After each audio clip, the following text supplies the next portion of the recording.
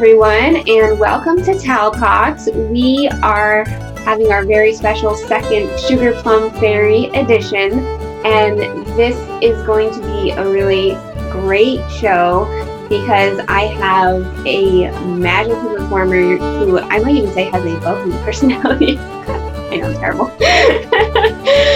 This is Meadow Perry. I'm really excited to talk to her. Hello, how are you? Hi, Talia. I'm so good. How are you? I'm glad to finally talk to you in person. Well, kind of in person, but I've Yeah. talked to you online, like in emails a ton, and I've Mhm. been trying my bestest to get you to our fair someday. It will happen. It will happen. It definitely will happen. Yes. I really want to see you in person. I couldn't believe when I first saw your show online, my baby was just a little tiny infant. He's still little, but he was just a little tiny infant, and he was just mesmerized. Like he saw the Oh, bubbles and was just like, and that's my it wasn't. favorite. He wasn't paying attention to TV back then. I mean, now he still doesn't pay much attention, but it was just so funny. You could have anything going on in the background, he wouldn't notice. Right. But the bubbles, he was just like, That's so fun. Yeah. Can you imagine what they look like in person? I, yeah, I can only imagine. I'm hoping at least to get to one of your shows one of these days. Yes, absolutely. Okay, so with, with all that, do you want to describe your act to people who are watching? Yeah, so I'm Meadow Perry. I'm a bubble magician. You might not have heard of that before. Um, and you'll see on Saturday, I believe it is. Yep. You'll see Saturday, you'll see a little bit of what I do, and it's hard to describe other than, hey, I play with bubbles. So, yeah, I take magic and I take bubbles, and I take the bubbles and I take them way beyond what you thought was possible with bubbles, and in a very thrilling, enthralling show. I would definitely say that you take bubbles to the next level. I was amazed at how many things you could do with bubbles. I never really thought about it. You kind of just think of those little wands and that's about Mhm. it. But there's some crazy things that you do with bubbles. Yes, there is a whole world of bubble artistry out there, and I love it.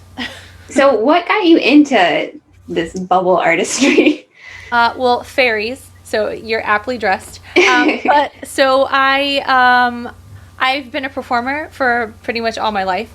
But I was doing children's parties, and as a princess, and I decided I wanted my own character, and I wanted to do magic, but I didn't want to be a clown. So I decided on fairy. So Meadowlark the fairy was born. I created her for children's parties, but then someone said, "Hey, this character is really great. You should go audition for the Renaissance Fair." So I did, and then just another friend of mine was like, "Hey, you should do bubbles with your magic." So I did, and it became a big hit at the New Jersey Renaissance Fair. They kind of gave me a chance there. I said, "Hey, I have this vision," and they said, "Sure, go ahead," and it was amazing, and I got a lot of great feedback from it, and created a whole show around bubbles. And now I'm doing various Renaissance fairs, doing this bubble show, but now more as myself instead of Meadowlark. She kind of gave me the wings to fly, and now Meadow Perry is flying on her own. Because it's not just a show for kids, and I want everyone to know that, and that it's a very interesting show for everybody. So yeah. There's certain genres that people just assume are for kids. Like I Yeah. play pirate music, and everyone thinks, "Oh, pirates, that's for kids," and so we have to kind Right. of, I don't know. Some of our songs were pretty bawdy, and we were like, "No, we're gonna have to make a different set just in case it's all Yeah. kids in the audience," and it tends to be a lot of kids in the audience, Absolutely. Yeah. especially Absolutely. Renaissance fairs now. Are you pretty much? I know you play a lot of different run fairs. You go to a lot of different ones and perform. But are you pretty much always at New Jersey whenever they do their fairs? It seems like you're there a lot because you Yes. live in I'm that area. Yeah, I always do New Jersey. I started doing Sparta, New Jersey as well, the Philadelphia Ren Fair, and the Midsummer Fantasy Fair up in Connecticut. And I've done Michiana. I've popped over to Michiana and did their season last year. So How was that? it was great. It was fun. It was the first time that I had really traveled to a Renaissance fair where I didn't know anybody. and came in as a solo performer, not knowing anyone.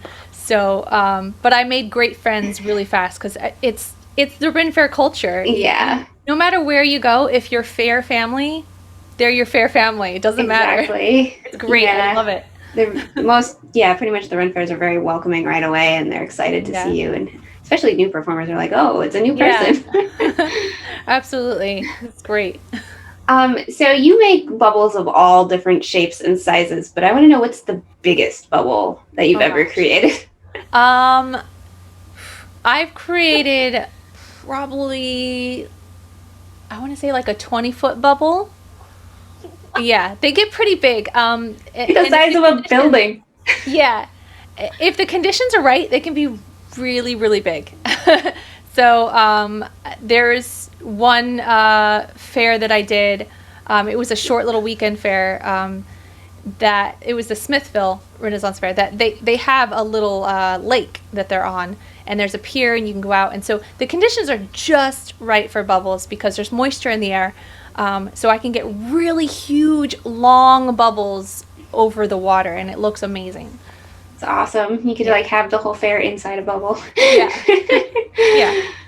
Yeah. So that brings me to kind of my next question. What's the hardest bubble trick that you do? Oh gosh. Right now, the hardest one that I perform, because I certainly have lots of things that I'm still rehearsing that I haven't debuted yet, that are coming. But the hardest one that I perform right now is the tornado bubble, and I put a smoke bubble at the bottom, and I pop it from the inside of the bubble. You break the wall. It's really hard. And you have the air rotating inside, and then you pop a hole in the top, so it creates a vortex of the smoke. It looks fantastic. It's a very delicate procedure, like surgical. I like that it's magic, but you could be teaching kids some science when it Oh comes to yes, that and absolutely. talking about how, tornadoes are created and Mhm. how there's different wind, speeds and temperatures and things that Yes. apply to that. That's really neat. Yeah. People always think, oh, it's magic. It's like, well, Yeah. Well, when we come across things that we can't explain with science, we call them or logic. If we can't explain it with science or logic, we call it magic. So, So what do you think would be the hardest part about like you have specific tricks that are more difficult than others, but what would be the hardest part of performing your act? the hardest part is that the wind doesn't always cooperate. Especially when I do a Renaissance fair, the more intricate tricks I can't do outside at a Renaissance fair. It's just no possible way. But when the wind is really kicking up, I have to do more magic tricks, more traditional magic tricks than the bubble stuff, because it just doesn't work with the wind. So I always blame the fairies. So So the funny thing about that is literally every single person that I've asked that question to has said the wind. the wind. Every single, no matter Yeah. what type of performer they are, I feel like it would affect you more than them. Yes. But magicians, sideshow acts, music acts, they all say, "Oh, the wind." Yeah. Oh, and balancers, all of them, they all say, "Yeah." Jugglers. It's a thing. Yeah. There are definitely some fair mornings where I'm like, oh my gosh, you guys, look at the humidity. It's 83% and it's 2% wind. I'm so excited. And then they're like, okay, calm down there, weather girl. But like, I'm on top of it. I know what I'm walking into for the day. Although then you get out there and it completely goes Yeah. haywire. Like it's just a rain cloud flies over. Yep. Yeah. You kind of got to be on your toes for a lot of the outdoor activities. Definitely. So I know you have bubbles, but I was wondering what other types of aspects you incorporate. I've seen some smoke bubbles. You have some fire type things going on. What other aspects do you incorporate into your act? I do. So I do the bubble wall. That's probably my favorite piece that I do. I can't do it at Renaissance fairs, but in this virtual platform where there's no wind here in this realm, I can do my stage tricks like the bubble wall. I do other magic things, some illusions that I do, and I do incorporate fire. I do have a bit where I use a sword, and I put it through a bubble without popping the bubble. So there's a lot of elements that are Renaissance Fair inspired for my show because I love the Ren Fair so much, and it's kind of evolved from there. Um, what kind of do you do? So this is totally, and you made me just think of it off the top of my head. What kind of other like do you do any indoor venues besides? I know you do outdoor Renaissance fairs. You do probably parties and things like that. You've done. Do you do any other indoor venues where you get to do your displays like this? I do it all. Yes. I have a full stage show, and right now I'm doing virtual shows, and for all different styles and types of parties. I'm doing from kids private birthday parties to corporate holiday parties right now. So that's a thing. If you're looking for some sort of entertainment, I'm available. But Once yeah, all this COVID stuff is over, we used to always. I used to work at a science museum, and we always had bubble shows. yeah. Someone would come in and do the shows. Hmm. So it's a good venue for that because again, the science aspect that you can incorporate. Yeah. Yep. Mm. It's definitely there are a lot of science-minded bubble shows, and I'm trying to take it more in the magic direction. So, Yeah, because I like the magic, I think it's more mystical and mysterious, and that makes it a lot more fun. yeah. I mean, they do have different themes though that I Hmm. think would Yeah. probably work too. I'll Yeah. have to. I'll get you in contact with some science museums Sure. I would because love that. they have sometimes they have they have all different themes. They'll have like a magic fun theme. Mhm. All right. I totally got sidetracked. I was thinking about bubble shows at the museums. Um so do you have any advice for people well, first, do you have any advice for just making bubbles in general? Just for kids or for beginners who people who like bubbles? What would be your advice to make, nice good bubbles? Well, you can incorporate lots of ingredients. You can just get some bubble solution straight from the dollar store and add a little glycerin to it. And you can find glycerin if you're in the States, because I know being virtual, we're kind of global here. But if you're in the States, if you go to CVS, they have little bottles of glycerin with the cosmetics on the bottom shelf. So if you add a little glycerin to your bubble mix, then they'll make them what's called self-healing. It makes them a little stronger. And you can also use other things like sugar or Caro syrup. And I actually have a recipe on my YouTube channel that you can check out to make some stronger bubbles. And then just play with bubbles at home. Just experiment with them, see what they can do, what they won't do. Find items that you can blow bubbles through, strings, necklaces, wires. You can make all kinds of wacky shapes. It just have fun. Bubbles are fun. Make a mess. That's the best memories are when you make a mess. Parents, I'm sorry. My second question was going to be what advice would you have for people who want to actually do tricks with it? But I think you kind of already answered that, unless you have Yeah, something else. it is just really getting in there and trying and seeing and just practicing to see what the limits of the bubble, when it's going to break, what you can do. So, what is your favorite part about performing and going to all these fairs and going to all these places and doing your whole bubble routine? I would have to say my favorite part is when I do my show and people go, "Oh my God, that is the biggest bubble I've ever seen in my life." That's I like to amaze people. That's I love getting that reaction. That's my favorite part. The jaw drop. Yes. That's great. Huh. I had another thing that I was thinking of, but I'll come back to it. Um, have you ever gone to a performance and been sort of nervous about it, not sure how it was going to go? Every time. Well, bubbles are finicky, so they kind of get to lead the show sometimes. They're a little bit. they're finicky co-stars, and they're a little bit like children and animals in that regard. Of they're a little bit unpredictable sometimes. And the more and more I work with them and manipulate them, we have a better relationship. We understand each other. But there certainly are times where I have to go with the flow and, okay, this thing isn't working, so we're going to do something else. And that's where I have backup magic things in my pocket, as it were, ready to go. Now, you talked about doing some other traditional magic during your acts if you couldn't do some of the bubbles. What's some of the other traditional magic that you do? Well, I do illusions. I do have a few illusions that involve bubbles, but they aren't inherently bubbles.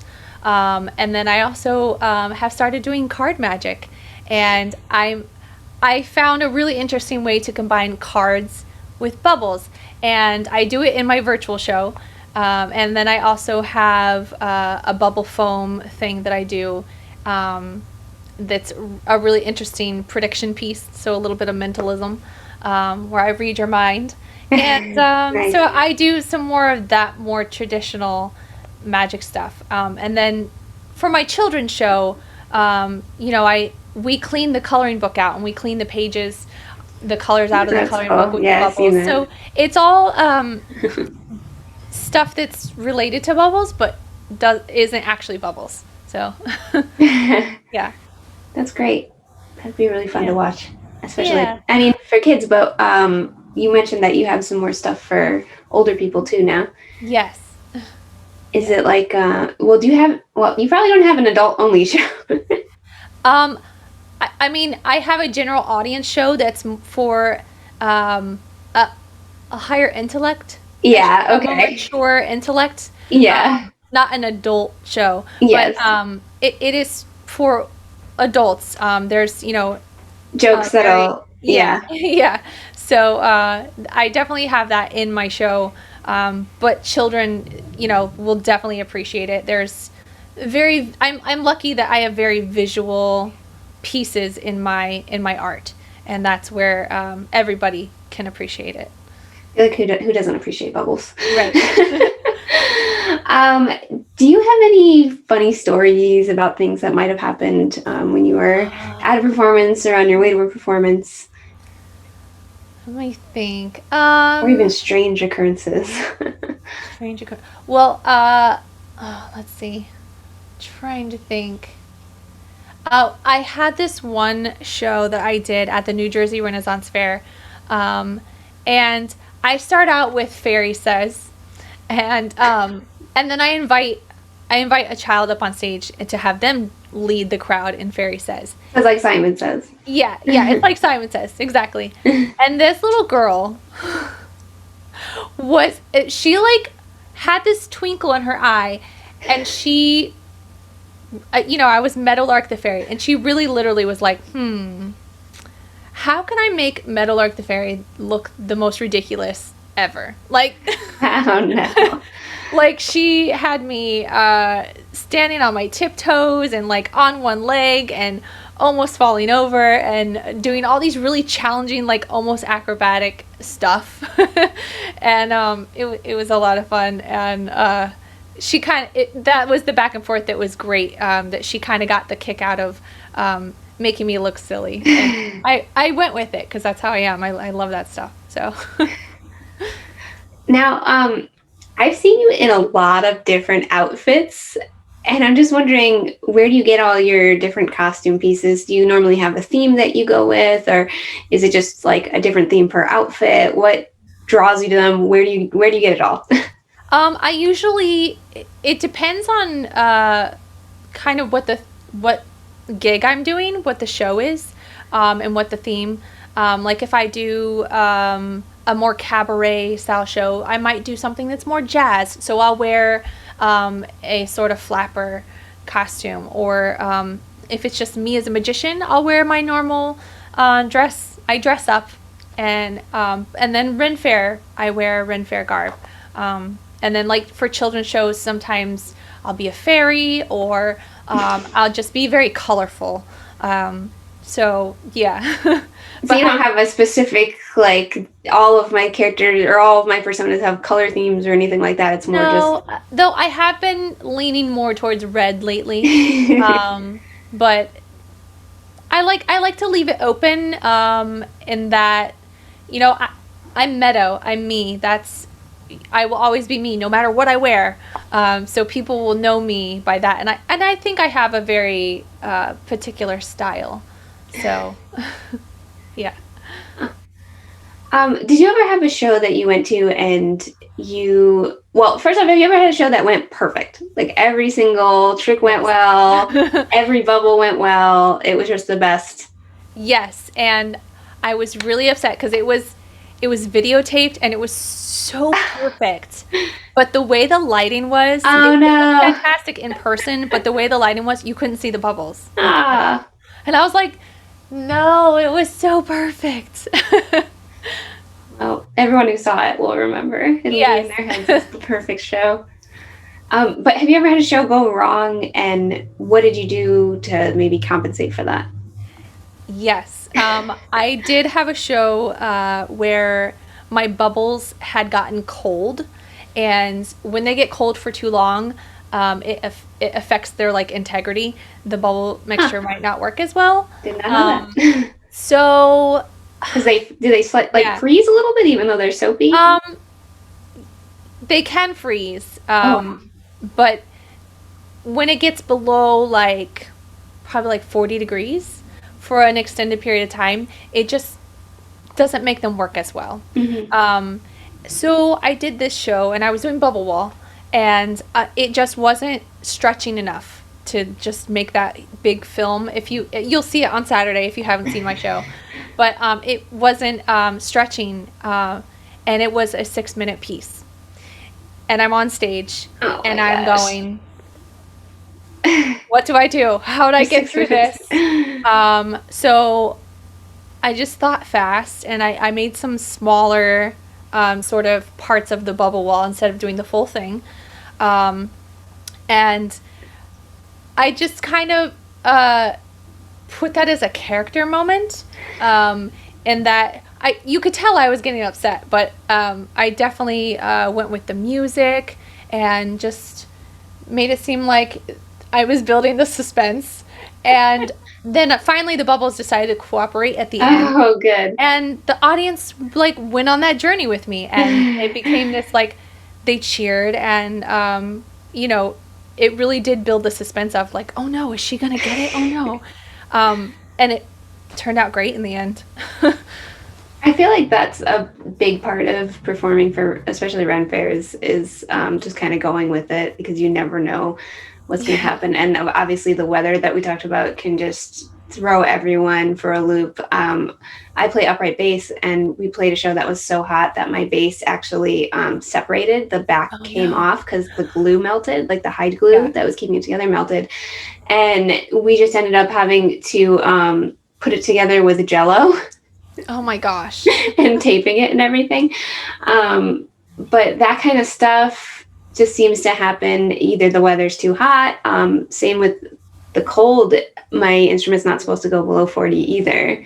It'll Yeah. start causing problems like crack and a bunch of things like that. And people don't really think about it. I mean, they're uncomfortable outdoors in that weather, but also Mhm. it makes it so you can't really do your show the way that you Yeah. would like to. And you just kind of have to go with it and try something totally different. Sometimes even just change everything you planned. Yeah. I think that's probably the hardest part about performing for Ren fairs, and It and is. it's the live show type thing that everybody already has to deal with. Is Mhm. did you have you ever had something strange happen with an audience member? Has anyone ever called out something weird during your performance? Uh, I definitely have had audience members yell things that are inappropriate. Um, so I just, usually there's security nearby and they handle it. I did have the one year, there was like some teenagers. I was doing my glow It's bubble always show. teenagers. Yeah, I was doing the glow bubble show. So it's dark. Everything's like in black light. It's neon, and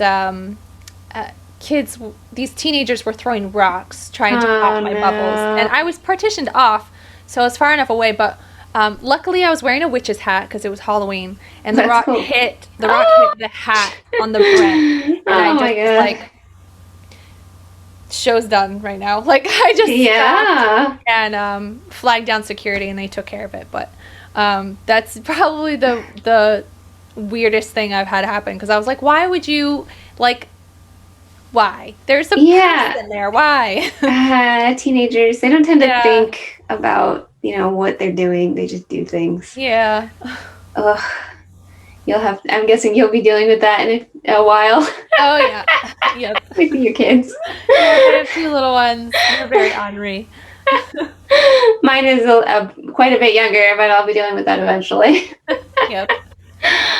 All right. Well, I think we have made it to our tongue twister challenge portion of the Great. interview. This is where I get to have some fun with you. So I'm going to be. Can you get to the chat? I can get to the chat. Okie dokie. All right. I am going to be posting the tongue twister in the chat. Oh, I'm excited for this. Okay. And try to say it as fast as you can. You can have a Okay. second to look at it. All right. Here we go.